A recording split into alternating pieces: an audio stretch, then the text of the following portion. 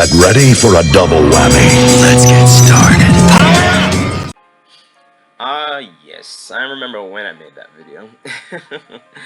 Yeah, Sanjay Uchiha here, people, bring you another, well, I guess this is my fifth and final video on the road to the universe survival arc.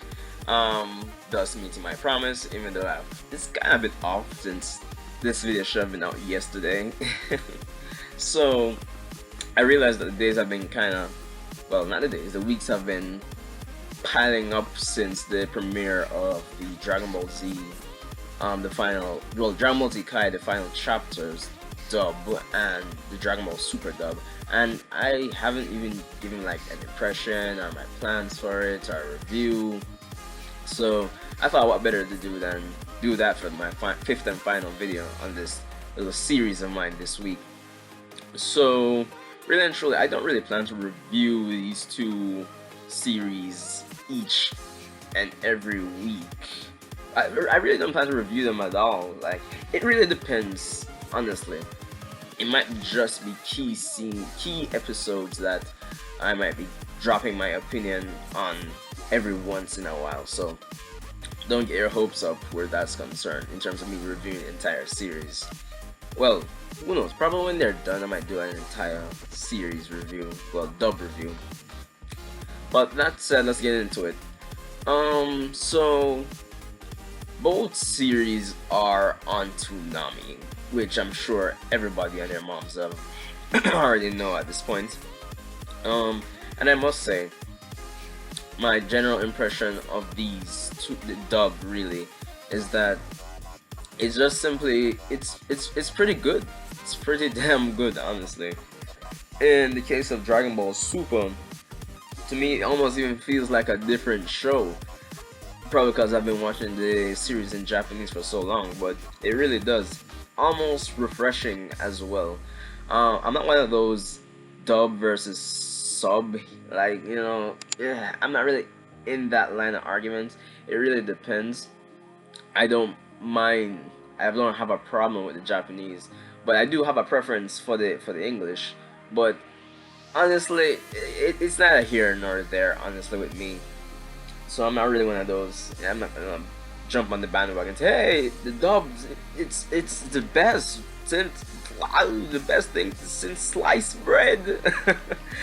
So yeah, I'm not one of those guys. But yeah, of course, Funimation having experience doing the series for so long, where Dragon Ball is concerned, that is.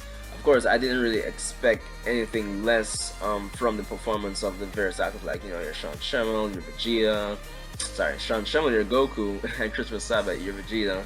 I didn't really expect anything less.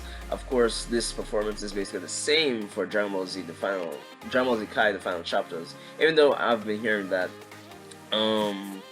the performances aren't really recent, it's just that they would have already done them and they just decided to start releasing them now. So, and even so, the performances are pretty darn spot on. They're pretty good. I mean, looking back at it, Funimation has had Dragon Ball for a long ass time. So, with their experience actually going into it with these series, then it really is a no-brainer. It's a double whammy. We're gonna get a solid product there. So far, if I had to say, I don't really have. I mean, the Japanese still has its charm, but I love hearing the English voices. So there's that. There's not really much to say on it. I know. All right, there's one thing I think I should cover, and that's Vegeta. Like, I know people might say they kind of prefer how Christopher Sabat kind of portrayed his Vegeta in the original Funimation dub versus this new era style of how he portrays Vegeta, in terms of how he like enunciates and, you know, how he talks and all that jazz. It's a bit more, I don't know, it just seems a bit more out there for Vegeta in this new era. And I mean, it's been that way since like Battle of Gods, so so I'm pretty used to it. After kind of makes it more, I guess, humorous when he's actually in a lot of these situations that Vegeta's put in. I don't mind it too much. At first, I was kind of with those people saying, I can't prefer how Chris' performances from the original Funimation, their old Dragon Ball content and stuff. But no, it's not here nor there. Funimation as a whole, the cast has evolved experience-wise. They're awesome, simply awesome. Kudos to everybody over there at Funimation.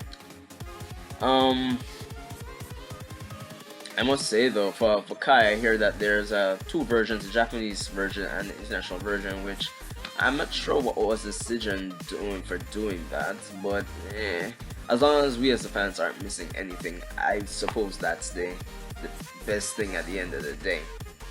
And I must say though, like for Kai, the starting, like in the first episode, that the recap, I thought was brilliant, honestly. It was simply brilliant, and I forgot how interesting it was seeing Gohan in high school. So I'm sorry we didn't even get more episodes of Gohan in high school, honestly, because even back in the day, it was just funny.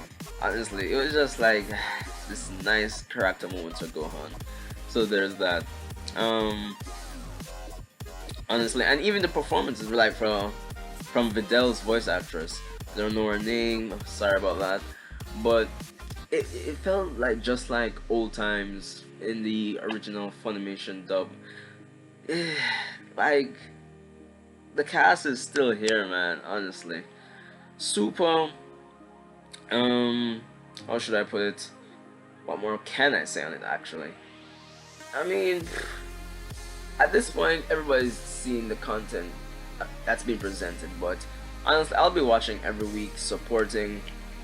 As I said, the dub, hearing English makes it feel refreshing and not boring to watch, because at the end of the day, I'm interested in seeing the performance, the lines, the script changes that actually occur, carrying it over from Japanese to English. Although at this point, since Funimation is a more mature company, I don't expect them to do a lot of script changes, but they'll be sticking to the content like at least 90 to 100%. So, source content, that is.